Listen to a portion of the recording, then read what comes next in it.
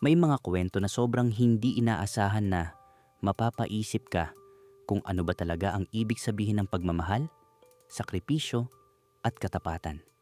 Si Ana, 35 anyos na Pinay, ay nagtatrabaho bilang caregiver sa Italy. Sa mata ng lahat sa Pilipinas, siya ang larawan ng tagumpay. Laging may padalang balikbayan box, nagbabayad ng tuition ng mga kapatid, at pinapagawa pa ang bahay nila sa Bulacan. Pero sa likod ng bawat ngiti sa kanyang mga litrato, may tinatagong lihim si Ana na muntik nang sumira sa kanya. Habang nagtatrabaho sa Milan, nakilala ni Ana si Paolo, isang Italianong byudo na nasa 50 taon.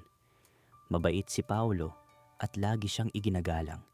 Habang tumatagal, naging malalim ang ugnayan nila hanggang sa nauwi sa isang matatag na relasyon.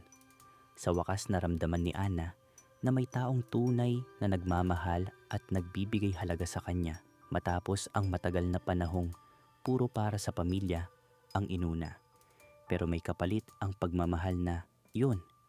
Sa Pilipinas, hindi matanggap ng pamilya niya ang relasyon niya kay Paolo. Tinawag siyang walang utang na loob ng nanay niya at sinabi ng mga kapatid na nakalimot na siya sa pinagmulan niya. Hindi alintana ni Ana ang mga paratang. Nagpatuloy siya kay Paolo.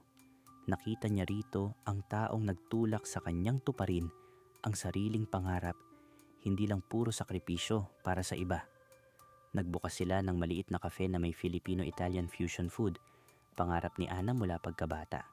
Samantala, ang pamilya niya sa Pilipinas ay todo gastos sa perang padala niya. Bumibili ng gadgets, mamahaling damit, at nagpa-party pa. Habang si Ana sinisiraan nila sa mga kapitbahay at sa social media, sinasabing lumalandi at wala nang pakialam. Hanggang isang araw, tumigil na si Ana sa pagpapadala. Gusto niyang matutong magsarili ang pamilya. Galit na galit sila. Ipinahiya siya sa Facebook. Tinawag siyang nakakahiya at baliw. Pinalabas pa na kinokontrol siya ni Paolo. Nalugmok si Ana sa matinding depresyon.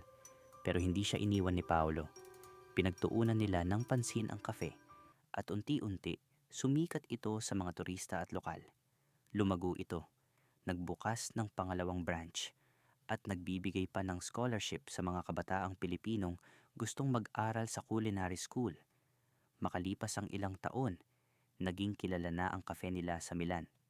Na-feature pa si Ana sa local magazines bilang isang matatag na babae na pinili ang sariling kaligayahan sa kabila ng sakit na dulot ng pamilya. Pero dumating ang pinaka hindi niya inaasahan. Nagkasakit ang kanyang ina at kailangan ng mahal na gamutan. Ang parehong pamilya na tinalikuran siya, ngayon ay lumapit at humingi ng tulong. Humarap si Ana sa pinakamabigat na desisyon sa kanyang buhay. Tutulungan ba niya pa rin ang pamilya na nagtaksil sa kanya o pipiliin na ba niyang unahin ang sarili? Sa mabigat na puso, pinili ni Ana na tulungan ang ina. Pero may kondisyon, direkta niyang binayaran ng ospital, hindi dumaan sa pamilya. Nang gumaling ang ina, nagpadala si Ana ng simpleng mensahe. Ginawa ko ito hindi dahil may utang na loob ako, kundi dahil tama lang. Simula ngayon, pipiliin ko na ang sarili kong kaligayahan. Ngayon, patuloy na namamayagpag si Ana at Paolo. Lumalawak pa ang cafe chain nila sa iba't ibang bahagi ng Europe at sa wakas, nabubuhay si Ana para sa sarili, hindi para sa kung sino man.